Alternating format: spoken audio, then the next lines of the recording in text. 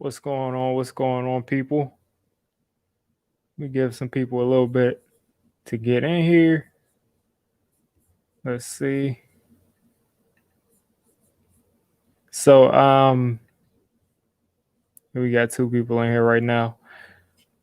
I was going to do stat predictions for this live stream, but I'll probably wait until next week to get everybody in here. Some other content creators in here, so we can have a variation in stat predictions. But yeah, I see we only got one person in here. Maybe everybody's watching the playoffs. But anyway, I will be doing the stat predictions thing probably next week. What's going on, Minty Sports? I'll probably be doing that next week with some other content creators so we can get more people's opinions on those predictions. But this week, I'm just going to just do a quick subscriber call in show. I can't stay on for too long. So I'll just go into that. And then I wanted to give my ideas on this wide receiver group. I think we added a lot of great receivers, a lot of great weapons that allow us to win in a whole bunch of different ways.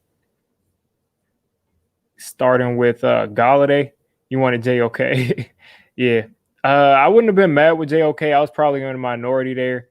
I didn't really like him taking on blocks because he's a tiny linebacker. But I didn't want him in the run game, but he was really good in the passing game. So I wouldn't have been angry. He would have been a nice compliment to what we already have. You said Galladay's getting 1,100.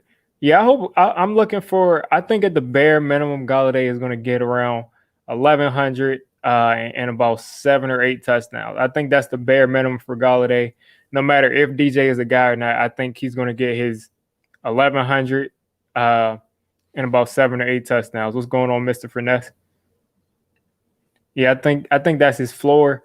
With Kadarius Toney, it can be up there. It could be, I wouldn't expect Kadarius Toney to get 1,000 yards because I don't see him lining up every time, as a wide receiver. What's going on, Done Deal? I don't see him lining up on the outside, play in, play out, and just lining up on the outside or lining up in the slot and running routes every single play and him being a crucial target. Yeah, he's going to be used a lot, but to say he's going to get 1,000 yards, we'll see how it ends up. Because I think your two receivers, when you only have two receivers on the field, more often than not, it's going to be Golladay and it's going to be Shepard. But the thing is, with Shepard, he's going to miss 3 or 4 games at the very least. I mean, it's just what happens. He's going to miss about 3 or 4 games. And maybe at that point, you'll see Kadarius Toney out there. He said 1,210 touchdowns. Yeah, I mean, I could possibly see that. You say he's a better version of Deebo Samuel. I think so. I think he's a little bit more polished as a receiver. And he's only been playing receiver since his freshman year in college. So he's got a lot of promise. He can be a better version of Deebo Samuel. Obviously, Deebo is a lot stronger. He's like almost like a power back playing wide receiver. What's going on, Nicholas? Oh, it's definitely Shepard's last year. I don't think, even if Shepard gets over 1,000, which I think will be the first time he's ever gotten 1,000, I think even if he goes over 1,000, it is still his last year. I mean, I just can't see him staying with the team. The money just doesn't work out because if he gets over 1,000 yards this year, he's probably going to want over 12, 13, at the very least $13 million. Cap is going up. So he's going to want that much. And then we have Kadarius Toney. We have Kenny Golladay. We're not going to pay 3 receivers a bunch of money. I'm not sure what Kadarius Toney's cap hit is. But that's just too many resources in a wide receiver. You just got to expect Darius Slayton to step up a little bit and just expect Kadarius Toney to take that next step as that route runner in his second year in year 2. So I just don't see Shepard coming back at all. But I think the biggest wild card, as I said, is Kadarius Toney's role. He could possibly, go over 1,000 yards, or he could possibly be at like 600 yards and, have like 150 yards rushing and have, a punt return for a touchdown he can do a lot of different things. So we'll see. How do I feel about Shep wearing number 3? Um, I don't. I like the single numbers. A lot of people are mad about it, but I like the single numbers. I like them a lot. But I wish Kadarius Toney would have had a single number. But it's cool that he's getting to wear his college number though. I think he has to be better than last season, Nicholas. I mean, we gave him weapons last year. There were so many times where people literally were not open. So we gave him weapons, and I just think at this point it's kind of he has to do better than last year. I mean, he's actually got weapons. The offensive line, I don't think it'll be worse than last year. Maybe it'll be around the same. But even if the offensive line performs around the same as they did last year, I mean, we should still be able to function in offense. That's one thing I'm not sure about yet, Matthew. I don't think they're going to pay Jabril. It's not that I don't want Jabril Peppers, but it seems like they're not going to pay him. Next year's class is a deep safety class. I don't know. They got too many guys out there right now, but I would love to pay Jabril Peppers and maybe trade Logan Ryan after this upcoming year. What quarterbacks do I think he's better than? Let me say I had to pull up a list. If you want to say where do I think he ranks as far as quarterbacks in the league, I think he's being completely biased of what he's put on the field. I think at this point is his trade value and what teams are looking at him right now as it's probably about the 21st, 22nd best quarterback in the league, probably 21st, 22nd. So that's obviously not up there, but I don't think he's like in the 28, 29, 30. I think he's top, like high 20s. He has a chance to work his way into the top 15, top 10 this year, but he's definitely going to take that step up. Yeah, I would say Fitzpatrick and Hurts are probably around 27, or around that area. I think Pettis, one thing about Pettis, I think if John Ross can stay healthy, John Ross may take Pettis' job depending on what else we do in that receiver room. I know they like Austin Mack, as we see John Doe saying right here. I know they like Austin Mack. Yeah, he's not going to be playing significant snaps. Hopefully not. He'll probably be on a practice squad. But depending on who they decide to keep, because it's probably going to be about special teams, and you probably have to think that John Ross might provide better special teams help than Dante Pettis, but we haven't seen it yet. So that fifth, and I'm pretty sure there will be 5 and 6 because you got Golladay, you got Toney, you got Shepard, you got Darius Slayton, and then after that you got Ross and Pettis. So I don't think they're going to keep 7 wide receivers. So Ross and Pettis, one of those guys might lose their job because of their inability, to play special teams at a high level. They might lose it to someone else at receiver. Yeah, Ross at number 4. I mean, I think right now Slayton is our number 4 right now. I like him better than Ross, but I mean that can change if Ross can stay healthy and he can start catching the ball. Yeah, Cam to me is a top 15 quarterback in the league. He didn't have much to work with at all. I mean, Tom Brady 2 years ago couldn't do anything with that offense. I mean, he was able to get them to the playoffs, but Tom Brady goes to the Super Bowl every year pretty much. So they should have been a lot better. Those receivers were horrible. Cam didn't have a chance.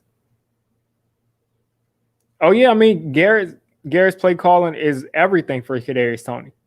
If Kadarius Toney doesn't get good play calling, if he's not used in a versatile way, then I'm not going to say he'll be a bust because he has a chance, to continue to develop.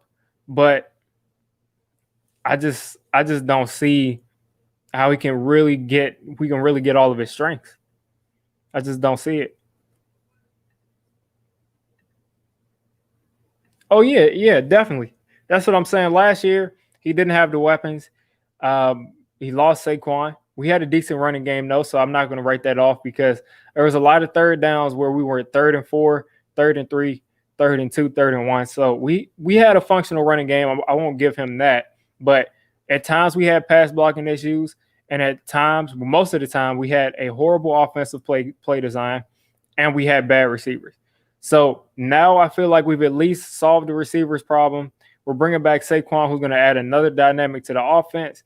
And hopefully the drafting of Kadarius Toney means that Jason Garrett is going to be more creative.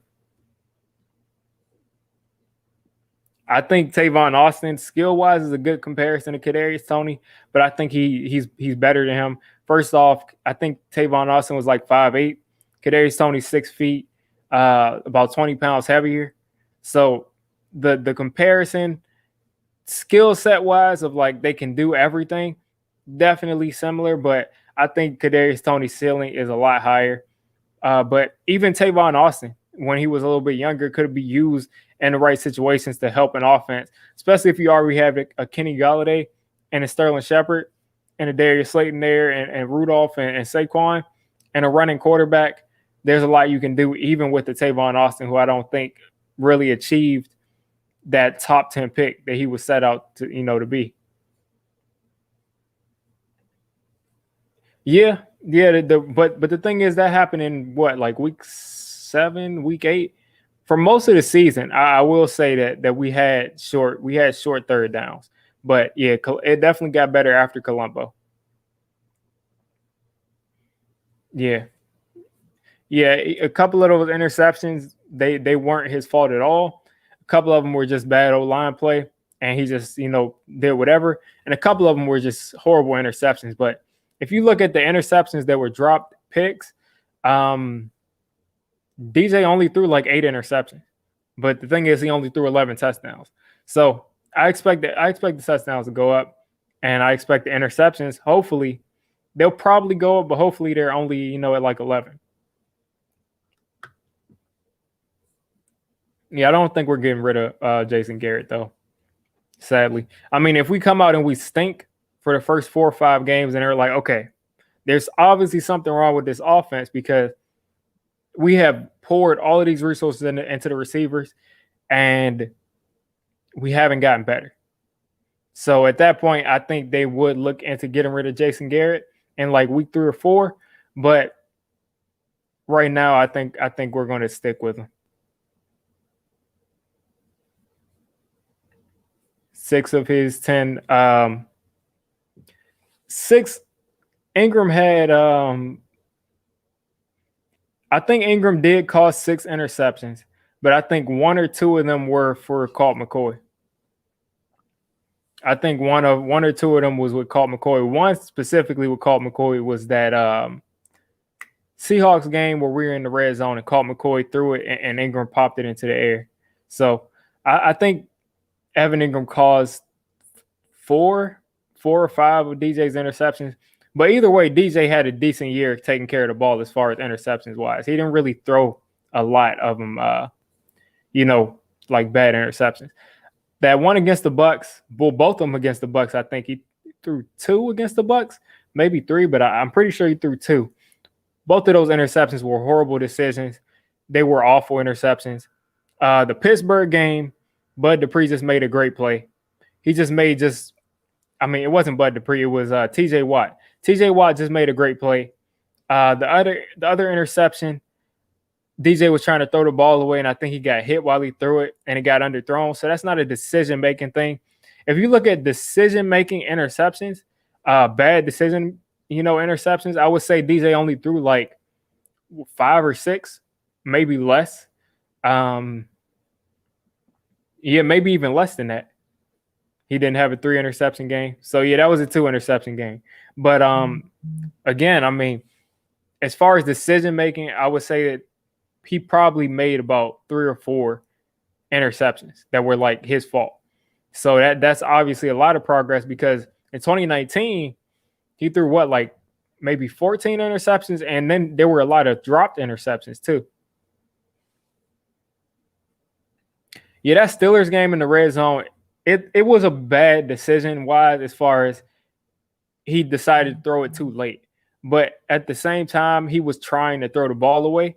So I kind of say it was good for him to try to throw the ball away, but you got to be quicker with it and you got to make that decision quicker. So it ended up people thinking that like he was trying to throw it, in the field of play, but he was actually trying to throw that ball away. So yeah, he's never been known to throw a bunch of interceptions. But there were, like I said, a lot of dropped interceptions in 2019. He was a rookie. They were confusing him. But 2020, he looked really good as far as interceptions. And the fumbles we saw get better in the second half of 2020. So, but right now, I'm going to go ahead and drop the link. I'm going to be solo today. Again, next week, I will probably have a couple of content creators on next Sunday to give some stat predictions about the offense. And maybe the next week after that, we'll do stat predictions on the defense. Have fun with that. But yeah, today I'm just going to have call-ins and we'll just talk Giants football, mostly receivers. But, I mean, you call in, you want to talk about something else, no issue with that. So I'll drop the link in the chat right down there. You guys can call in at your pleasure. Let's see. Jones had a higher completion percentage with less touchdowns. That spells that playmakers didn't make plays. Yeah, I mean, the thing is, he didn't have receivers that could beat man coverage last year. The only guy who could do that was Sterling Shepard. But whenever the teams put number one corners on Sterling Shepard, he couldn't get open. So that just shows that we finally improved the team. I mean, we finally improved the receiving core. So I expect us to throw, 25 to 30 touchdowns at least this year. That should be the bare minimum. But we got our first caller. What's going on, man? Diggy Swoop, my brother. How you living? What's going on? I'm good. How about you? Everything good, man. Beautiful day. Got the Knicks in the playoffs tonight. Good Giants talk. So, you know what I mean? The Mets took an L, but the Yankees won. So, New York ain't doing so bad. Yeah. As far as the receiving core, right? See, I don't like to get too excited about the season before the season, and I'll tell you why. I've been a Giants fan, and I hate when old people say, I've been watching Giants since 1812. But I've been a Giants fan for a long time, right? And it's been at least, let's say, 6 straight years where going into the season, I'd be so excited. I'd be so hyped. And a month in, we're already done. So yeah, I don't like to get overly excited about what's on paper. But just being a logical and objective person, there's no way you go from Golden Tate being your jump ball guy to Kenny Golladay, and there's not even a slight improvement. There's no way you go from Slayton being your only deep ball threat to now adding John Ross, adding Kadarius Toney, and now being able to put, with the addition of Kyle Rudolph, being able to actually put Evan Ingram where he'll succeed. On some seams, man. Right, because to me, watching the Giants last year, in the first 6 games, I think it was, about the first 6 games, I'm watching it and I was saying 2 things. I ain't gonna lie. I was saying, one, Daniel Jones sucks. Because it was just turnover after turnover, and the biggest moment, he was turning over twice a game at that point. And the second thing was, why do the Giants look like the only team still running the offense out of Tecmo Bowl? I don't see in the first 6 weeks, and me and another guy, an older guy than me who says that, I've been watching Giants 18-12. We were saying that week after week, like, what the hell is going on? We were thinking, is it Joe Judge? Is it that Daniel Jones can't do it, so they're not doing it? But then from week 8, it was like, I saw until that, when he got hurt in Cincinnati, I think that was a huge setback because it felt like the Giants were going somewhere, even with Golden Tate, even with Pettis and Austin Mack, even with these guys who shouldn't even really be on the field in dependable moments. On anybody's team. Correct. I'm not, and this is not these are professional athletes, so I'm not ever talking crazy about professional athletes. I'm just saying, compared to other professional athletes, Austin Mack can't be the guy that we're like, yo, did you see Austin Mack? Is he the next Victor Cruz? That can't be it. And considering how he started to look going into the Philly game, going into the Dallas game, right? Then when he came back against Arizona, it looked bad. But even in the Cincy game prior to the end, just the offense looked like it has some cohesiveness. You know what I'm saying? Not that they look explosive, cohesive. Yeah, I would definitely agree with that. Around that time of the year, we definitely seemed like we were. Yeah, you cut out for a Okay. second. Yeah, I got a phone call. Sorry. Go ahead. I'm listening. Okay. Yeah, I was just saying around that time of the year, it seemed like we were finally coming together. And then, of course, DJ got hurt, and then he was kind of hobbling around. So that kind of stymied the rest of the season. But maybe whatever we were doing at that point is going to continue at the beginning of this year, obviously with better weapons. But let me bring Joel in here. What's going on, man? Hey, guys. How you doing? How you doing today, Dave? Hey, what's going on, man? How you doing? Hey. I'm doing all right. But yeah, I mean, I think definitely around that Cincy game right before DJ got hurt, that was the best the offense looked all year. Everybody was right. It seemed like the best play calls were getting called, but after the injury, it was kind of back downhill. Even if you look at the game, the last game of the season, where the Giants had to win, and then we needed the Eagles to win. But before we needed the Eagles to win, the Giants had to win. And you look at that game, and you look at the Philly game on the road in Philly, right? A win and you're in first place game. I didn't see a choker. I didn't see a guy who couldn't handle the moment. I saw actually, this is why the kid kind of reminds me of Eli. It isn't because of how he looks. He seems like he might be able to play big games and stand up in big moments because he did it. Now you give him these weapons, and people use the term like, oh, there's no excuses. Look, the reality is football is not basketball. It's not a one-man game. If the O-line doesn't block, the quarterback doesn't have time, the receiver won't catch, the running back can't. Everything works with each other. So just seeing the upgrades in the wide receiver position alone, plus tight end, plus depth, because people are going to Shepard's going to get hurt. Plus, and let's say Saquon comes back and he gets hurt again, because we can't really, let's not be naive. Sterling Shepard probably will be hurt. Saquon probably will be hurt. Yeah, that's all I'm saying. Do we have the depth? I think we have more depth behind. We had Wayne. Remember when we was playing Minnesota last year? We had Wayne Gallman. Wayne Gallman got hurt. Who did we put out there? Was that you or me out there? I don't know. Was that you, Diggy? I thought that was you. I just think we upgraded depth-wise, And then on defense, we were already top 10 on defense. This could be and we added a lot of depth, so much depth. Right. And New York sports right now. Go ahead. I'm sorry. I was just gonna ask Joe what he was thinking of. Well, what I'm thinking is what I don't get is the injuries that we're learning of now. That like Andrew Thomas was injured before the first game, and everyone was questioning his play. Darius Slayton looked like he had a foot injury too. Yeah, pretty much the whole year, I think. Right, and then Barkley went out real early, and there were some other injuries. Our Lorenzo Carter got injured, Zimenez got injured. And dealing with that, and you guys were talking about the play calling.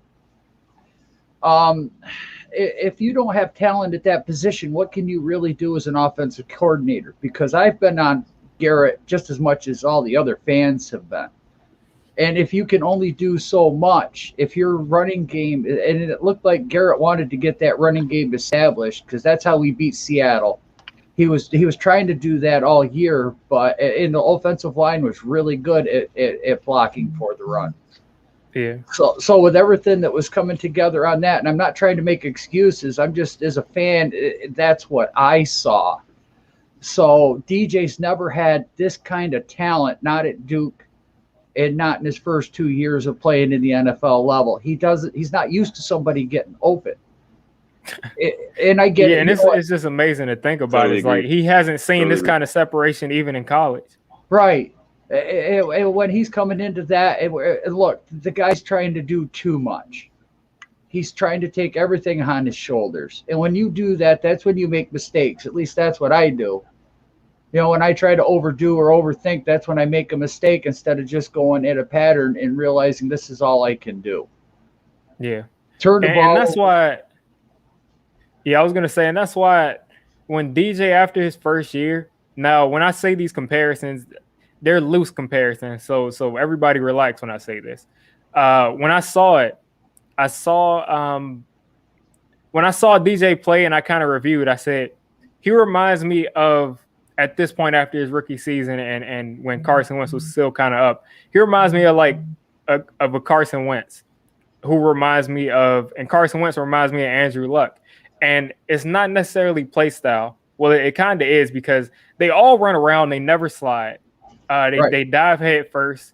They're always feeling like they have to make the big play to win the game. And, Andrew Luck had to retire from it. Very possibly Carson Wentz could have to do it the same thing if he stayed in Philly. And to be honest, Daniel Jones, the way he runs around like that, I hope he starts to slide. But they play with reckless abandon, and they play like every play is the last play, which is what people say that they want out of players. But you don't want that out of your quarterback. You want that out of your player till you get hurt. Exactly. That's what Barkley does too. He tries to extend the play, and that's how he got hurt. Yep. So it's not like same thing with Dak Prescott. We got the guys on the team that want to make the play. They want to do it, but it's learning when to take that extra half yard and when to just step out of bounds. Yep. Right. Because you figure you got to look at based on what y'all just said. You got to figure going into this season, even if they ran the exact same plays, nothing changed with Jason Garrett, and they did the exact same thing. How many times, let's be realistic, last year, were there guys open and the ball didn't go in that direction? How many times was there time in the pocket and Jones might have took a step up to his right where somebody happened to be? So even with the exact same offense, just with the talent around them alone, there should be better results. I mean, with no improvement in let's say O-line plays exactly the same, there should be some. Even if he's throwing the same ball he threw last year to Golden Tate. Remember, Golden Tate was jump ball golden. This guy is 5'2", and he's throwing jump balls. Sometimes he got them, sometimes he didn't. I would just think that is going to lean more towards the Giants winning those 50-50 balls than last year, even with the same exact play. And those are pretty much the two things that make me more comfortable about this team, is that we've set ourselves up in a situation to where if nothing improves from last year around Daniel Jones and these new receivers, we still are in a position, because last year we won 6 games. We were in a ton of really close games. And if our offense had been able to put up even 20 points, 19 points, or even sometimes 17 points, we win 10 games last year. So if we use that, add in these guys, these new receivers, and then add in all of the defensive depth, because last year we want to kind of reference to us not having depth, but Lorenzo Carter and Zimenez get hurt, and then Kyler Fackrell is out there, and if he plays the whole season, he might have 8 or 9 sacks. So we had depth last year. That's a good point. Now we have even more depth. So I just feel like I feel confident going into the season. You figured too last year. Yeah, what you say? Now I was just gonna say real quick. You got to say even last year, Philly, Dallas, the Rams, the Bears, all 4 extremely winnable games. We play those same teams this year. Oh yeah. Can we not get two of those? And then think about it, like even in our ineptitude on offense and what I was saying, where we couldn't put up enough points, if we were just able to not get that holding call go against us in Dallas on that last drive, and then the Ingram drop, that's 8 wins right there.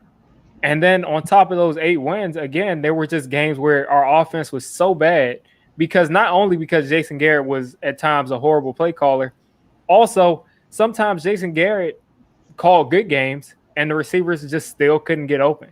The Baltimore game I go back to that every single time to always explain it. The Baltimore game, they lined up, they blitzed us almost every play, and they just played man press coverage across the board, and no one was open. And people are yelling at Daniel Jones, and people are blaming the offensive line, but they're blitzing 8 or 9 people every single play. So they're not going to be able to do that with Kadarius Toney here, with even Kyle Rudolph and Kenny Golladay here. They're not going to be able to do that. And then when they back off, now we're going to have Saquon running for the first time in his career in an empty box. So there's so many different ways that we can win. I'm the most confident I've been. I've been confident in our team before to like, at the high end go 10 wins for the past couple of years just because I'm a fan. I'm a fan first. And a lot of people don't understand. Yeah, I study football. I try my best to learn as much about it. But at the end of the day, we're all fans. I don't have a job with the Giants. I don't have a job with the NFL. So even in my times, I projected us to win more games than I honestly maybe believe we could win. But this year, we can win so many different ways on both offense and defense. And even on special teams, we have probably 4 or 5 people that we feel can be elite returners. There are just way too many ways to win to where I feel very confident in this team, at the very worst, winning 9 games. If it goes horribly, maybe 8. Real quick, guys, that's something we're not talking about either, the special teams, because if you remember the Cardinals game, we returned it out of the end zone, and he fumbled it at the 30-yard line, and they went down and scored again. So here's the thing, guys. If we went 8-8, 9-7, and we had won the division last year, do you think we're talking about a lot of this stuff, or do you think fans are going to be more hyped saying Daniel Jones is the guy? I think Daniel Jones would already have been anointed if that happened. Yeah. I think if we went 9-7 last year, I think first off, if Daniel Jones maybe not had gotten injured, I think he was kind of gearing up for like a tear, because it seemed like he was really at the beginning of last season. I've been saying this for a while too. At the beginning of last season, he would run around and extend plays, and you're like, finally we have someone that can extend plays, and then he'd throw an interception or just throw a ball where you're like, whoa, what was that? And then in the second half of the season, it was like he's running around, he's protecting the football, and he's making good throws, clutch throws at the end of the game. So I think at that point, he was really hitting his stride. And maybe at that point, you add about 6 or 7 touchdowns for the games that he missed, because he was really getting into a rhythm. Yes. I mean, think about the Bucs game. Anytime you cut out. How many times during that Bucs game did Daniel Jones miss Darius Slayton wide open? Oh, yeah. I mean, that game shouldn't even have been close, to be honest with you. And we should have blown him out. Again, like I said earlier, there's no reason going into the second year in the system. He looked like he was picking it up until he got hurt. There's no reason the results shouldn't be better. So let's say it's not much better. Let's say the Giants go from scoring 17 points a game to 20. The defense is going to be crazy. That 20 don't sound like nothing when I just said it. But week in and week out, that 20 is going to be a benchmark. Because last year, how many times did we even give up 30 points? Twice? How many times did we give up 20, 25? The defense is going to be crazy. It's just a matter of the offense cannot go 3 and out, get the ball back, get it back, go 3 and out, give the ball. The defense is human beings still. So if the offense can just do a little better, just a little better, I think we're in for something phenomenal, fellas. And we get in the playoffs, who knows? Because I'm telling you, this kid got the big game kid look. Not the I'm grounding, not I'm scared. He got the I'm a big game kid look. And I don't want to get too far ahead, but if somehow we ended up as some top seed and ended up, deep into the playoffs, the satisfaction I would have just rubbing it in the face of everybody that is like, talked about this dude as if he's not even a human being. It'd just be hilarious to me. They take the Giants off TV. Hey, you know what? There's no reason why it can't happen, because if you look at the Giants' 4 rings, ain't nobody ever give us a chance those years. And that's a fact. None of them. Not even us. Not even us. Right. Look, if we get a home playoff game and we win the division, to me, that's the Super Bowl. Everything else is just, icing on the cake as far as we go depth. In 2007, and be honest, when Eli threw 4 or 5 picks against Minnesota, were you not a person saying Eli's not the guy, get him out of here? And then only 2 months later, we calling him a god. Right. And Eli and Tom Coughlin were on their way out in 2007. 2011. Remember, in 2011, we might see what happens is people have very, very subjective memory. So you don't really remember it as it happened. In 2011, we were not the best team in the league. We didn't look great. We didn't look – the best team I think that we had looked like 2008, and Plaxico shot itself. We got beat by 45. I still feel like we would have repeated. We were going to repeat, and we were going to repeat in a disgusting way. It wasn't going to be pretty for the league, but they didn't. And my point is, even 11, at some point, we were saying, "Damn, the Giants suck again," and then they beat the Jets. I don't know. I mean, I actually on YouTube, I was making videos back then. I actually came out and I said, I just have a weird feeling about this season that we'll win. And it ended up happening. And then once maybe I kind of felt that way after the whole Eli said, I feel like I'm an elite quarterback thing. Maybe that's what happened. But it seems like at that point I was like, okay, this is the closest I felt like maybe this stuff is fixed, because it was like the perfect storyline. Right. Because this is a repeat edition all over again. And then for him to beat Tom Brady, because he said, I feel like I'm elite up there with those guys like Tom Brady. But in 2011, I always felt confident in this team just because of Eli at the end of those games. Like usually when those kind of things happen, your team usually goes deep into the playoffs.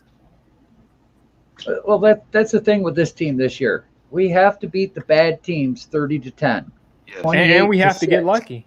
Yeah. And, well, I mean, like Judge said, okay, I'm not going to blame the refs because there's more plays to a game than just one that ref called. So I like that in my coach. This is a whole game. If we're up 20-3 and they return a touchdown on us, okay, you know what? That's one play. Whereas it happened against Dallas, we should have beat them 49 to whatever. Yeah. But if we start seeing us beating the bad teams that we should be beating, that's going to cause a lot of hype, because that's what good teams do. Is they go in, they dominate, they go home. Yeah, I think if you look at us last year, for the most part, the few games that we were favored in, I think we pretty much won all of them. The Bengals game, we got a couple upsets with the Seahawks. We were projected to get like blown out by the Bucs, and we stayed in that game. We should have won it. But I think one of the Giants, not beat reporters, but he works for Giants.com or works for the Giants organization, Paul Dottino. I'm sure most people know who Paul Dottino is. Oh, Pete Dye. He said something. Yeah, he said something that I agree with, is that most teams in the league are 500. Most teams are just average. So those calls and those few plays and those few mistakes are the difference between a 6-10 team and a 10-6 team. Absolutely. So I think most teams are very close. But what you have to do is you have to kind of, kill a bug with the machine gun to make sure that you're so above average that those bad plays and those unlucky things that happen to you, you're able to overcome them. And our team has not had enough depth over the past 12 years to overcome, bad play calling, bad refereeing, we have not had the depth for it. So finally, I feel like we have it. 2016 or 17, we were a product of exactly that. We were 11-5, and we were 11-5 on. There were games where we just literally the ball bouncing our direction. Yep. The gap is not that big between 1 and 32. The gap is not that big.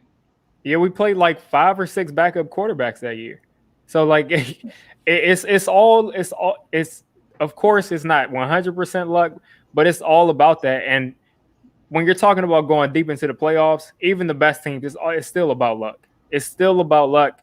You don't go deep into the playoffs without luck. So that's just how things happen. But I'm going to get to the super chat real quick. Shout out to Yardley Moyes for the $5 super chat. 8-9 or 9-8, 17-game season. Hopefully that's enough to win a division.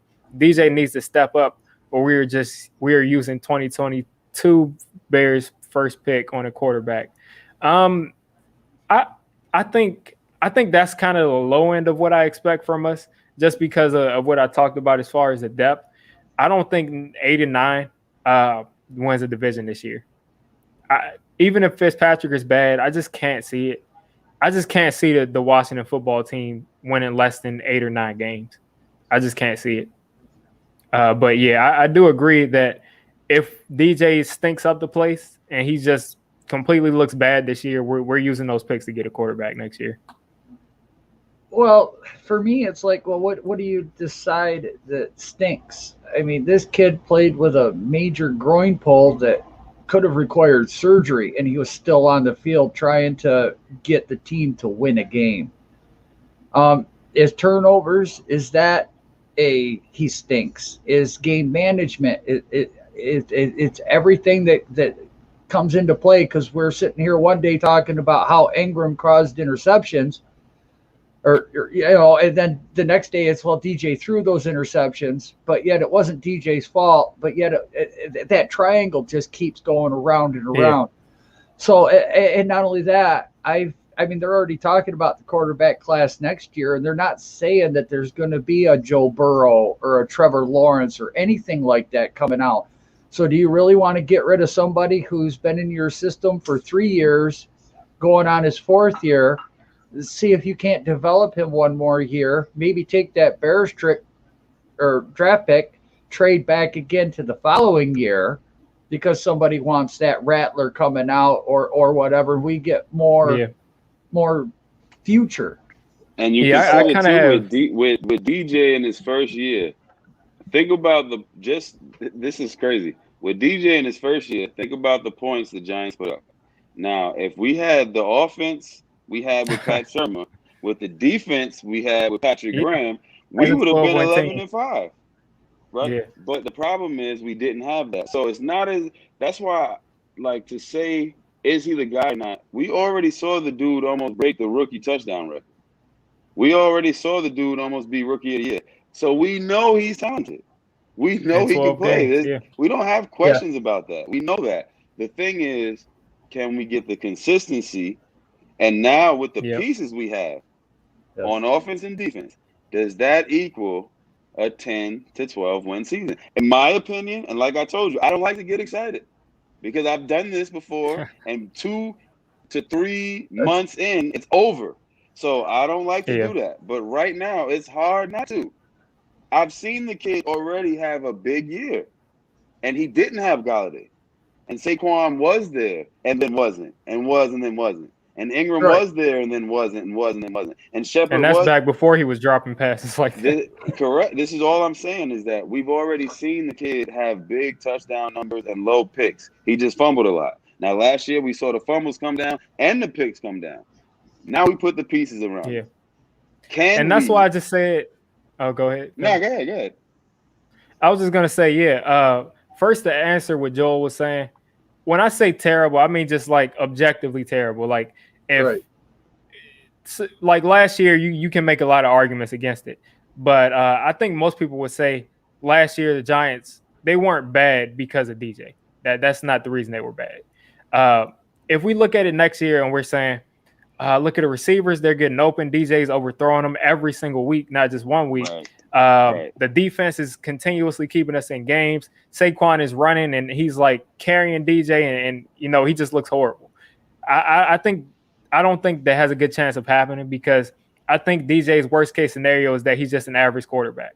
So I just don't see us trading up to do that. And we never said that before. I think we can win with that. Yeah, I think we can win with that. And then with DJ, I look at this like worst case scenario, I feel is an average of the 2 seasons. So worst case scenario, DJ puts up 21 or 22 touchdowns. Maybe he has a bad, uncharacteristically bad year with the interceptions and throws 14 or 15 picks. I think that's enough for us to be in the playoffs with the rest of what we have around us. I agree. I agree.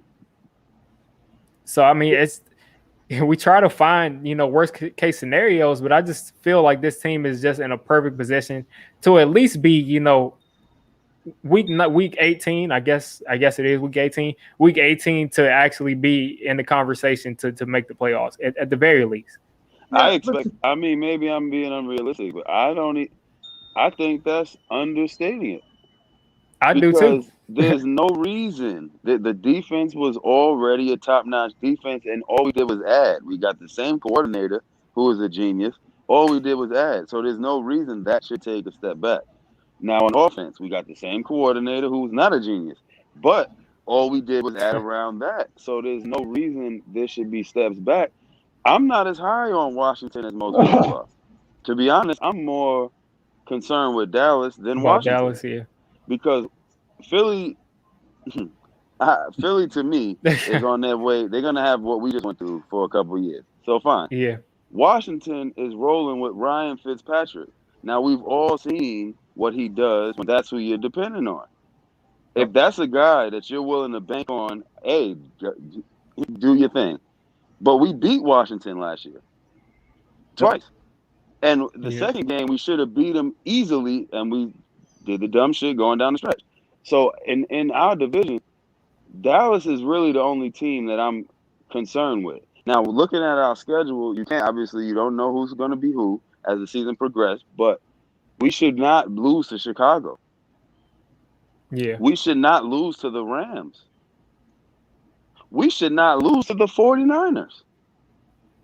Yeah, but at the same, I think the Rams and the 49ers, those are kind of tricky. Matt Stafford is on the Rams now, and they both have really good coaches. So that's the only reason I see it with those two teams. But even losing those kinds of games, the rest of our schedule, we should just – I just can't see us just losing a bunch of games. Let me just ask you a question real quick. When you said the 49ers, what about Garoppolo versus Graham is scary? So now we're not talking about – it's a matter of can he score enough points and not turn the ball over. The thing with Garoppolo is that in the regular season, he's shown that even in the regular season, he's had seasons where he's thrown like 30 touchdowns. So in the regular season, he's a really, really good quarterback. It's just in the playoffs when teams are really keying in on him, he kind of disappears. But in the regular season, he's a really good quarterback and a really good offense, probably the best offensive coordinator in the league, because the Rams, Sean McVay is being called a genius, and he's just using Kyle Shanahan and Mike Shanahan's offense. Remember that my question wasn't, is he a good quarterback? My question is, what scares you about Garoppolo versus against Patrick Graham? Because you got Deebo Samuel, right? They have receivers. They have a scheme that they play, and they play it well. But for us as people who just saw Patrick Graham last year work with less than everything, right? To now give him just about everything. A CB2, CB1. Now you got an edge. You got depth behind the edge, right? You lost Dalvin, and then you added Shelton. What about that matchup makes you think that we can't match up with those guys? Only thing I'll say is that what about Yeah. Only thing I'll say is what about last year's matchup against the 49ers made you think they had any chance at even competing with us? You talking about with the Giants? Yeah. I'm going to tell you what. What week was that game? I think that was like week 4, week 3. If you remember when I started this whole call, I said the first 6 weeks, I was saying Daniel Jones sucks. Right? We're not now where we were then. They are. We're not now where we were then.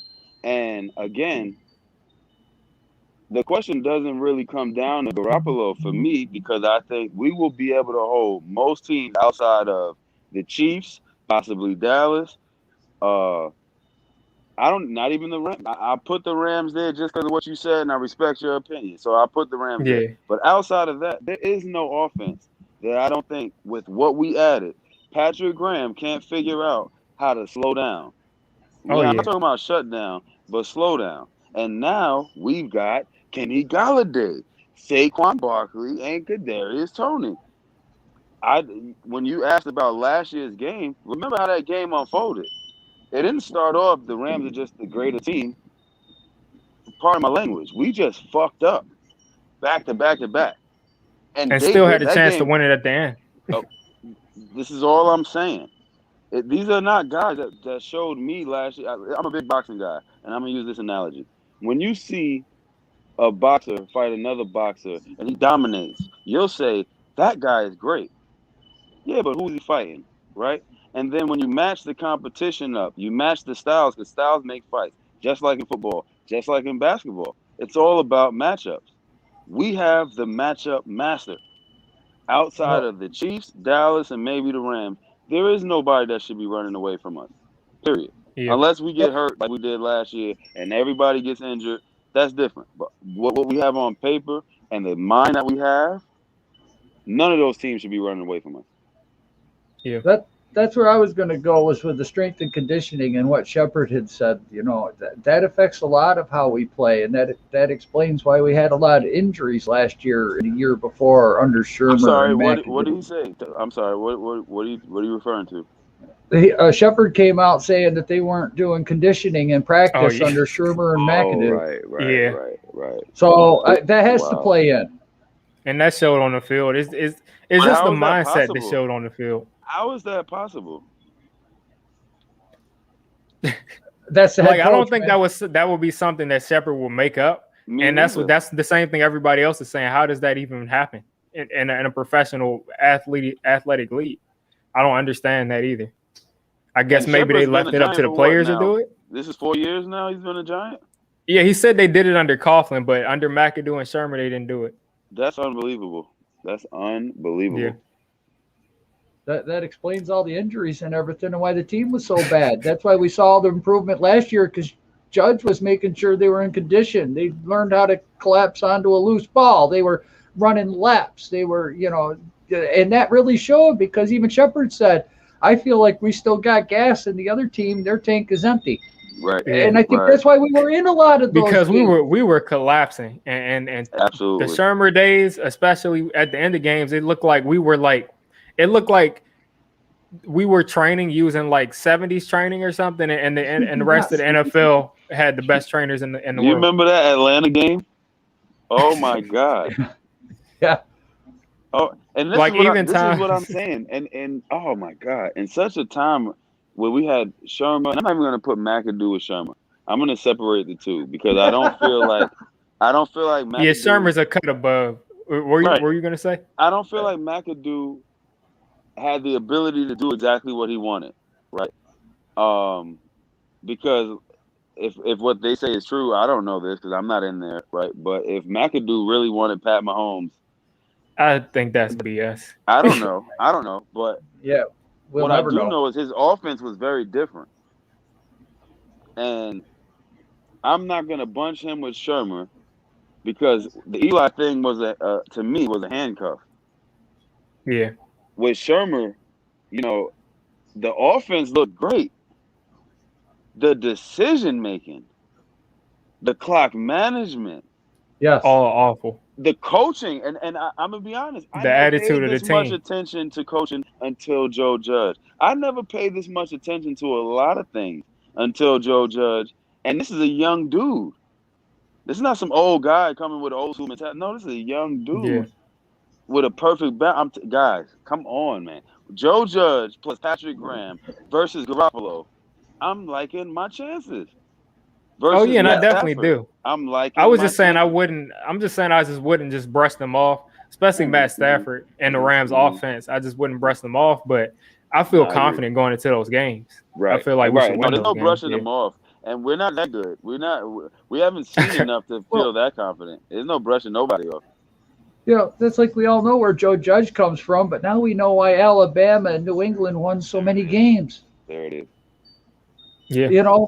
When you look at one guy coming into a team and it's run completely different, you're like, well, how is it? Where did this guy come from? What's he doing? I don't understand it. But then he's winner, and then we actually have people that want to come and play for Joe Judge. That's Saban and that's Belichick. Right. Yep. Right. And when's the last time the Giants have been that? Coughlin probably in like 2012. It seems like in 2013 when we had that first, because for the most part during Coughlin's era, we were like, at the very worst, we were like 7 or 8 wins. Yes. But once we had that first 6-10 season, it seemed like everything was going downhill with Coughlin. I don't know. Right. Because even with Coughlin, when we were complaining, we weren't as terrible as we've been.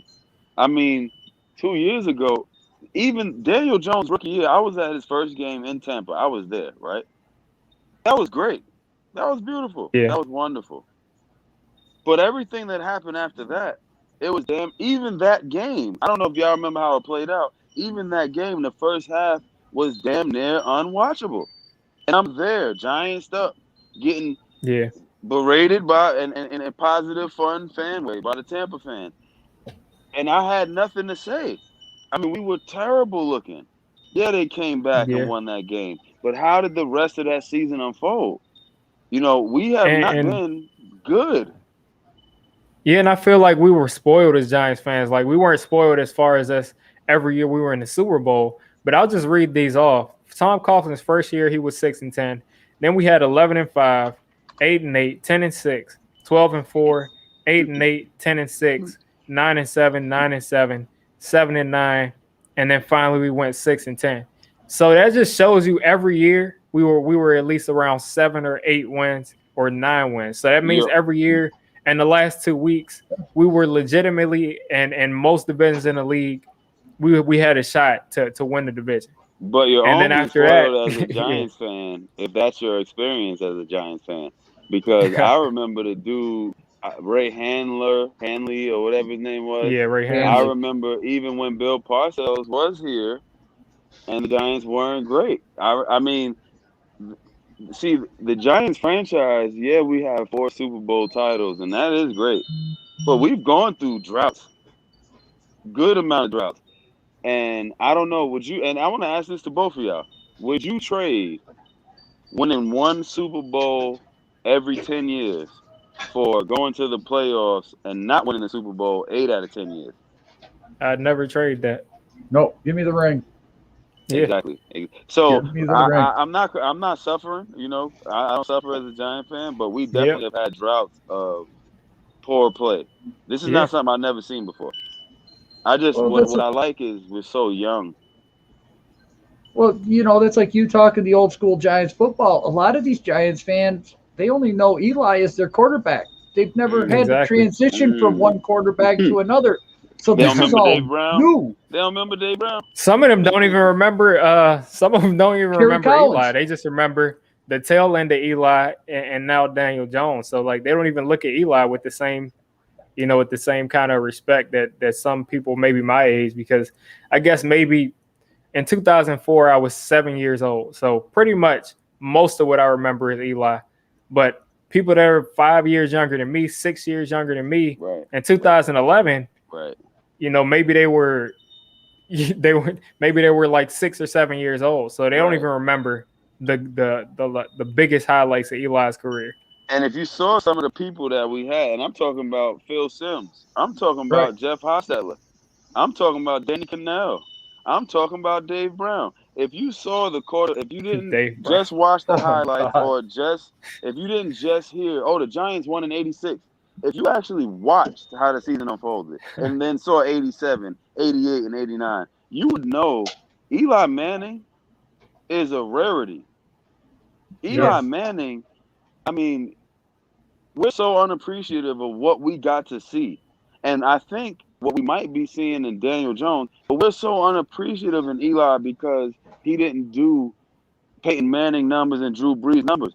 But I'm not a guy. Listen, I'm not a Hall of Famer, right? So that doesn't matter to me. I'm a Giants fan.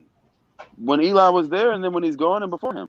So them winning those 2 rings are the numbers I'm worried about. Drew Brees got 1. Aaron Rodgers got 1. Andrew Luck got none. And that's what I said a couple of days ago. Matthew Stafford got none. What are we talking about? Peyton Manning got 2.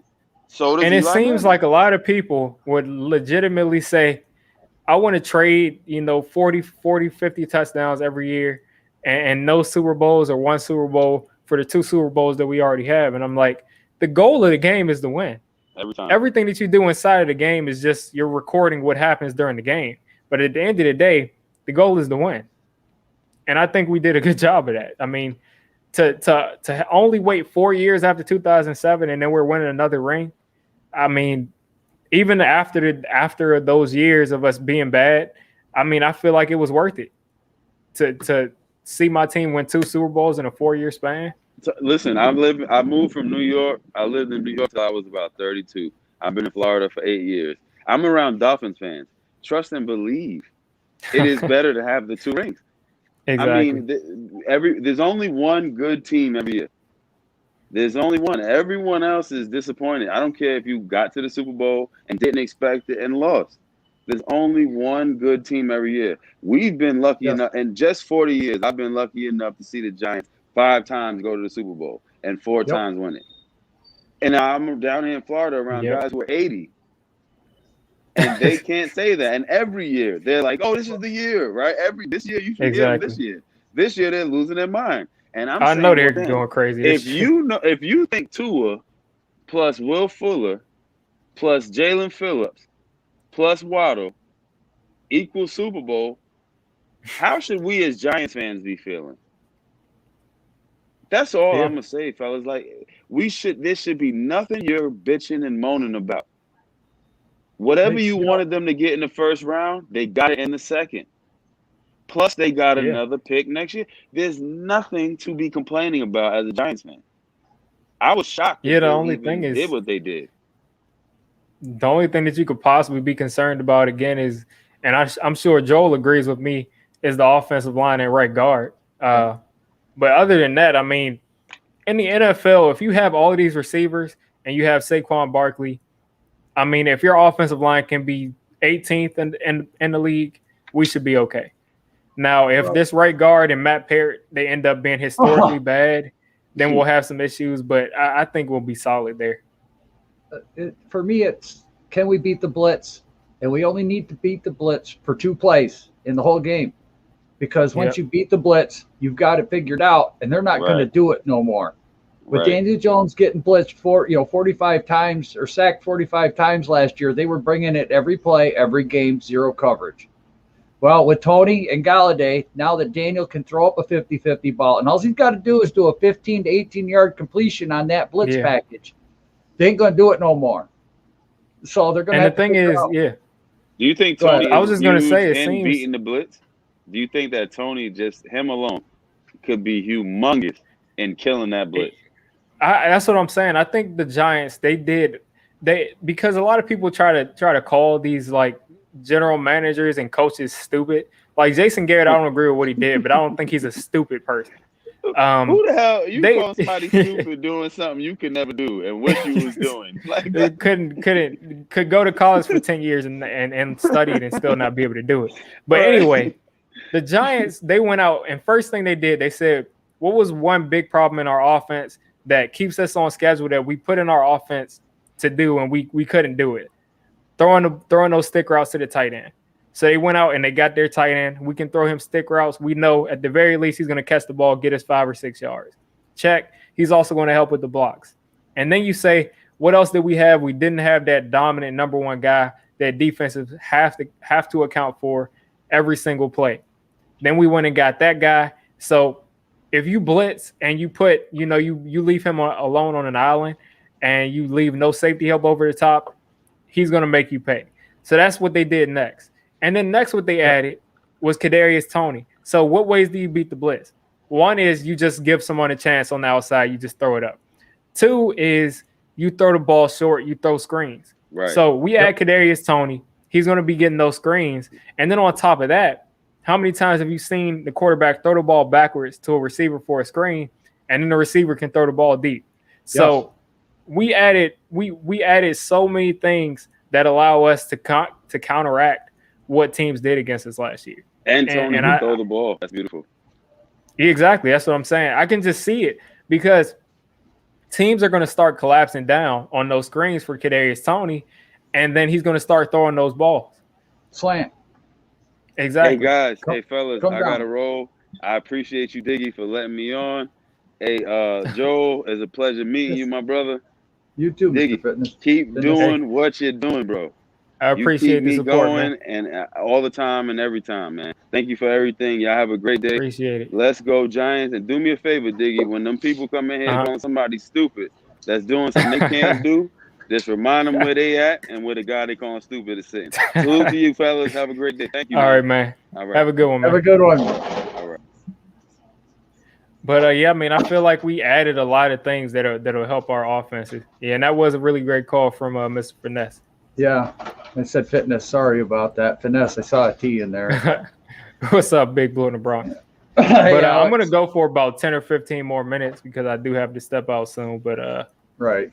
Yeah, I mean, I just feel, and these are the funny things. We still have, I don't know if you're an Eagles fan or a Cowboys fan, probably an Eagles fan.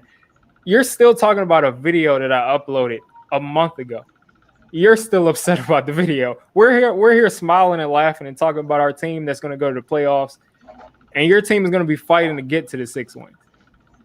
So enjoy Devontae Smith and enjoy your extra loss that you got last year for giving up.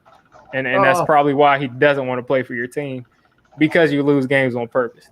Well, it only took him 52 years to win one. It's going to take him another 52 to win the other one. And have exactly. The fan base Please hope and pray that you get to see it. Yeah. we're having fun over here.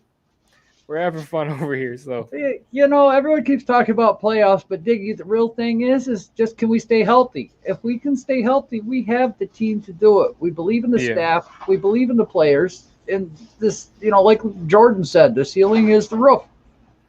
Yeah, exactly. We could go 12-5, host a playoff game.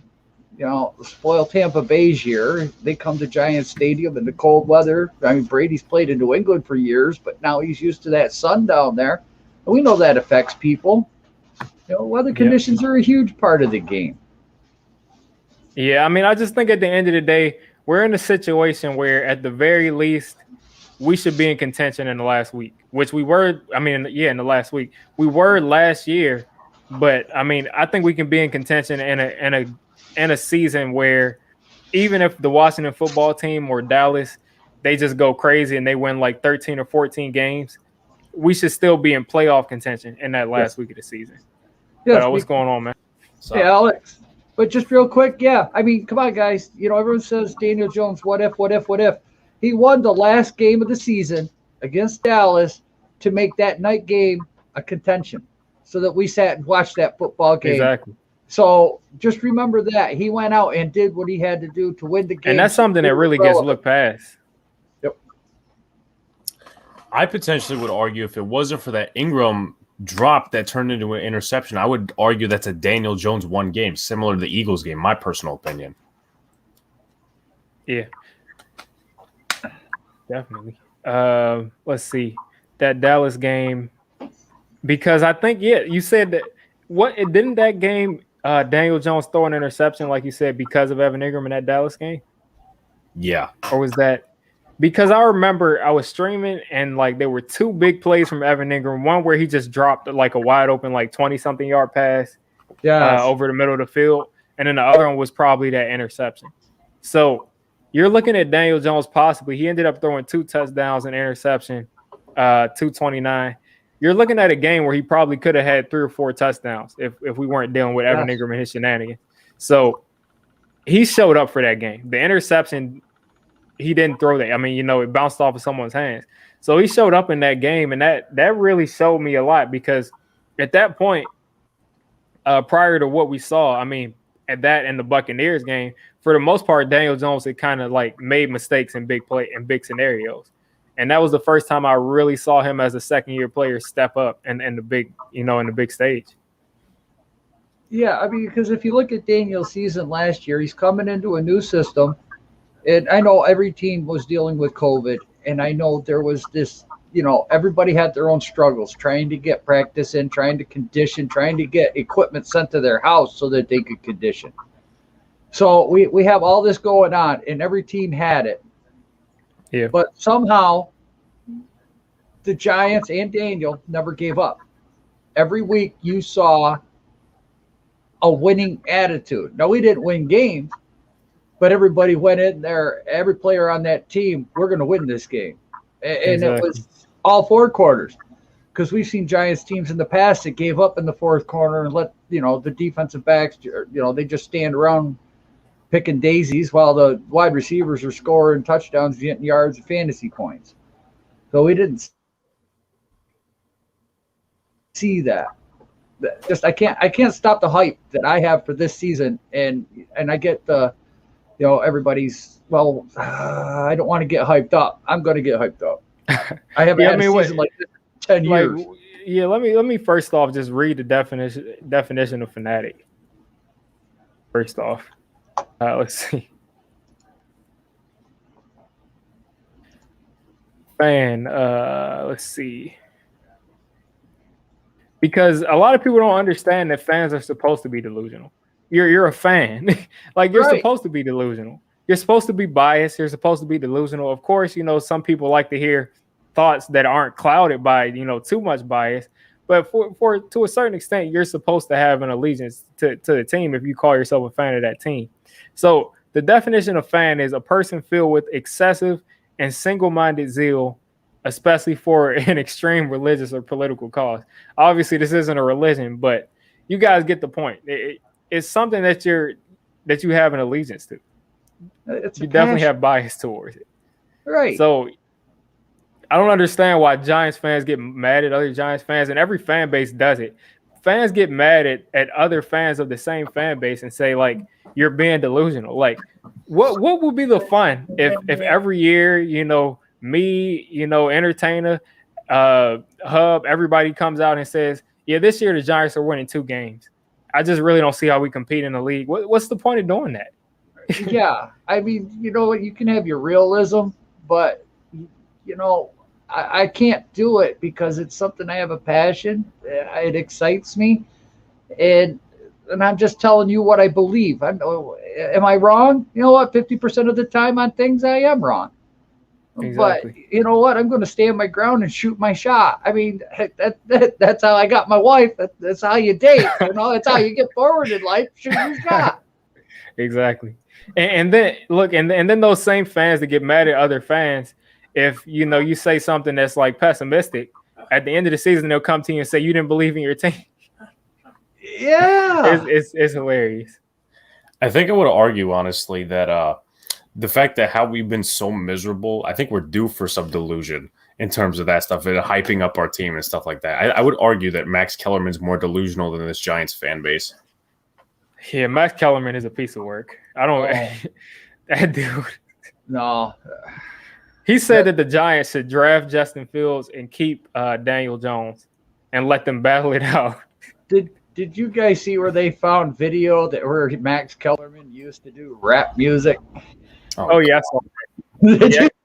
What a haircut. That's all I'm going to say. What a haircut. Yeah. Yeah. ESPN, they obviously told him what to say before they get on camera. It's clickbait. It's to get an article. It's to get views. If they get views, they get paid.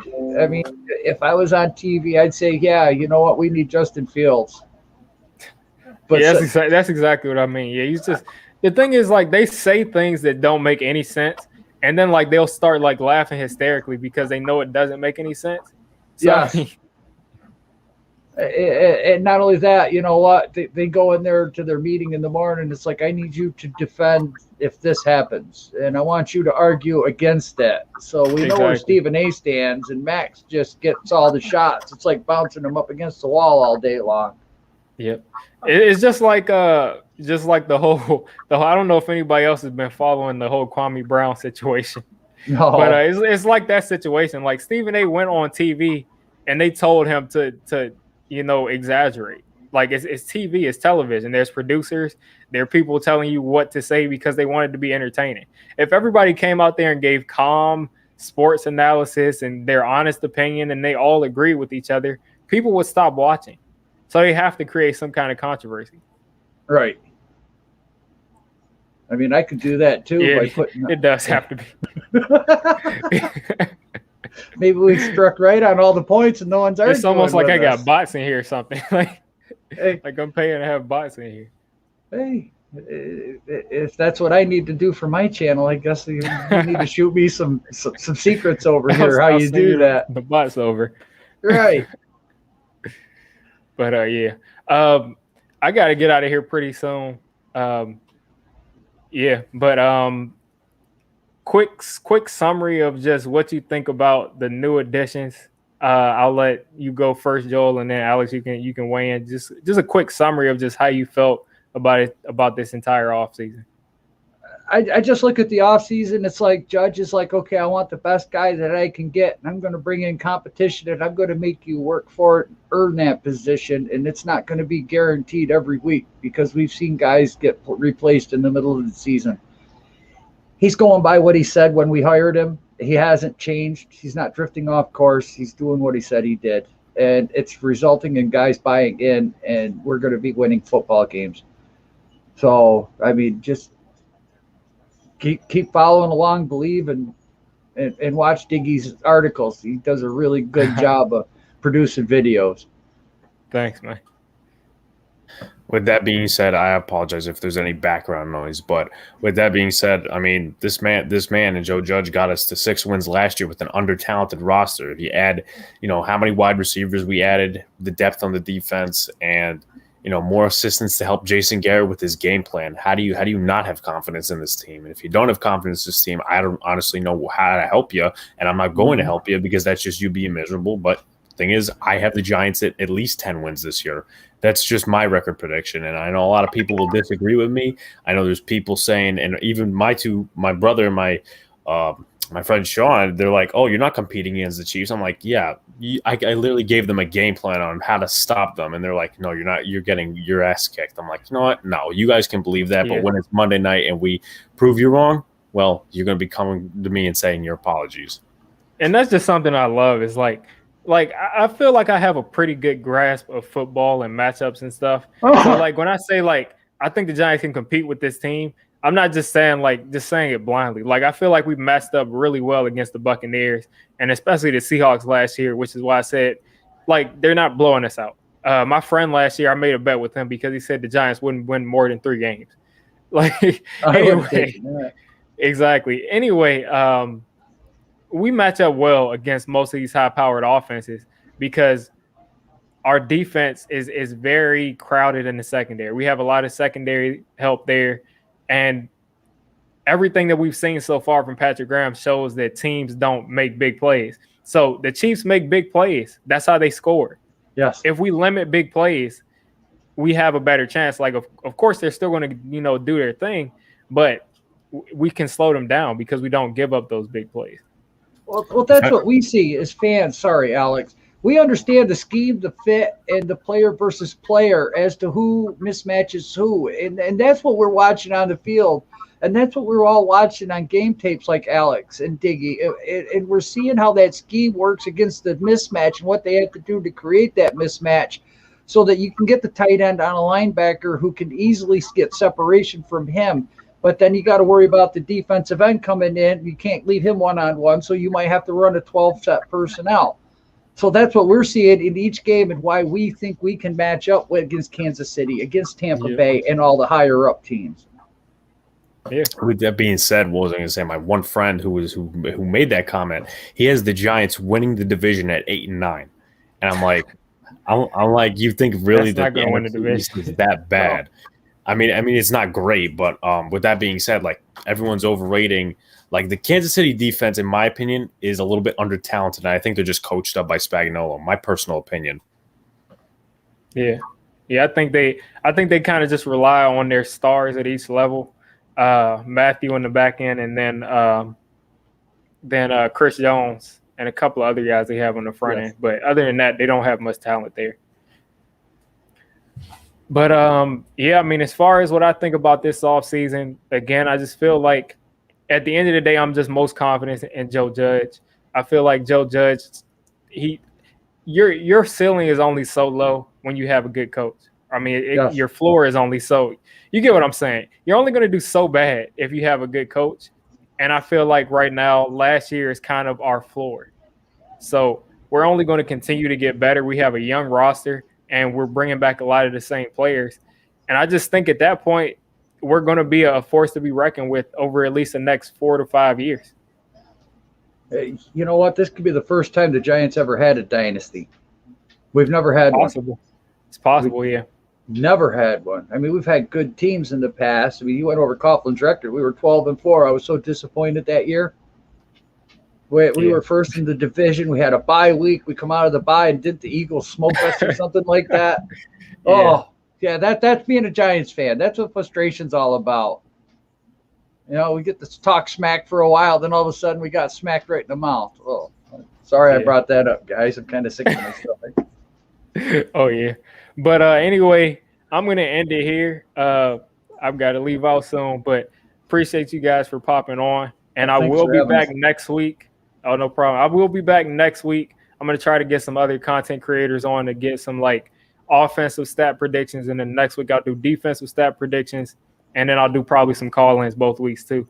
So you guys have a great rest of your Sunday, and I'm gonna get out of here. You too.